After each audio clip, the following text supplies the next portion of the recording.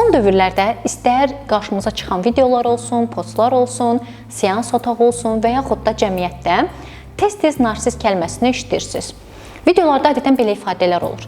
Əgər anam bu davranışları elirsə, deməli narsistdir. Və yaxud da həyat yoldaşım bu cür davranırsa, deməli narsistdir. Və yaxud da narsistin 5 əsas xüsusiyyəti tipində videoları tez-tez görürsünüz. Amma narsistik şəxsiyyət pozuntusu bu cür göstərilən kimi asan bir vəziyyət deyil, çox dərin və kompleks bir vəziyyətdir. Yəni bir diaqnozdur. Cəmiyyətdəki bu etiketlənmənin qarşısını almaq üçün 2022-ci ildən etibarən xəstəliklərin beynəlxalq təsnifatında narsistik şəxsiyyət pozuntusu deyil, şəxsiyyət pozuntusu qrupu altında bütün şəxsiyyət pozuntuları verilməyə başladı. Düşünürəm ki, bu hal belə hal-hazırda cəmiyyətimizdəki bu narsist kəlməsinin etiketlənməyinə mane olmadı.